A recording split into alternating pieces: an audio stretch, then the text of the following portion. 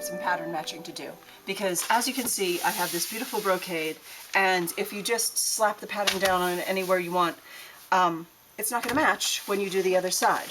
Now, some brocade is symmetrical from the center out, so that what you have on the selvage on this side is the same thing as the selvage on that side. And in that case, you just put your center back seam right up against the selvage on that side and the selvage on that side, and you cut it. And then when you sew it together, it's perfect. But that's not the case here. As you can see, I've got a spread where it starts with one motif and then it repeats left to right. And when it ends in the middle of a motif. So it's kind of more difficult. Then I have another issue, is that it has a gradient change from this royal blue. It changes to turquoise and then it changes back to royal blue. And that gradient change doesn't happen in the same place. You can see here it happens at the bottom of this flower. And then up here it happens before, in the stem part of that flower, and then up here it happens halfway through the flower. So it's very difficult. This, most of the time when you have to match something, you have to match it horizontally so that you have the same pattern going this way. But this I have to match horizontally and vertically, which is a pain. But basically what you want to do, what I'm doing with this piece is, for example, I have this motif here that has this red thing in the middle of it, and that's a really nice thing that I'd like to go down the center of my back, and it's symmetrical to itself.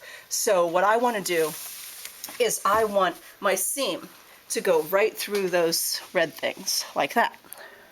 Now I can't just cut like that, because if I cut like that, then when I go to sew, I'm going to have a seam allowance, and the seam is going to be over here somewhere. And that's not what I want. I missed the whole motif. So what I want to do is I want to take my tape measure, and my seam allowances are 5/8 inch. So I fold in my seam allowance, because this pattern has a seam allowance added. And there's my 5/8 inch seam allowance, right? And then I put that in the center of my motif, because that's where I want the seam to be. And then I unfold that, and then I'm going to mark, obviously not here because it's running off the page, running off the pattern, but that's where I'm going to mark where I'm going to cut. I'm going to cut there, because that way my stitching will be straight down the center of that. And then when I go to do the other side, I'm going to have to find another piece like this, where the gradient is the same. Now, it's not going to be that easy for me, because I'm showing you a sample of the fabric and part of the back. The back of this jacket actually has 40-inch tails on it. So in order to have those 40-inch tails, I have to cut the back into completely different pieces on the fabric. And so I can't cut it, you know, if I was just cutting this size back, I could cut one here and then cut another one here, and that actually wouldn't work. But you see what I mean? You can cut them next to each other. But if you have a longer piece, you can't cut them next to each other, because this fabric is only 36 inches wide. They won't fit next to each other. So I have to cut one lower and one higher on the fabric. And it's a challenge. But it's a challenge that you will be well to, don't do this the week before you're going to wear it.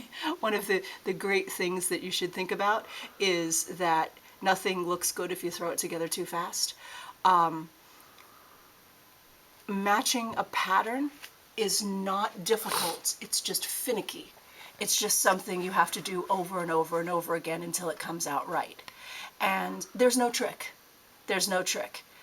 There's nothing you can do to make it easier. You just have to sit there with your pattern piece and go, okay, this one will fit here, and then the other one has to go backwards and over here, and think about it. And also, you know, at the same time, you're not just looking at that center line, but you also want to make sure that the top point of the pattern is at the same place there that you cut the top point of the pattern over here, so that you don't have this beautiful center seam that goes right through the red motifs, but all of the gold things are off a half an inch. So really, the moral of the story is think it through, look at your fabric, measure 3 times, cut once. I don't cut anything until I've marked around it with tailor's chalk. And then when I've marked around it with tailor's chalk, I look at it really hard. Sometimes I go to sleep and look at it again in the morning. The more you prepare, the more chances you have to do it right. And come on back and I'll show you if I did it right or not.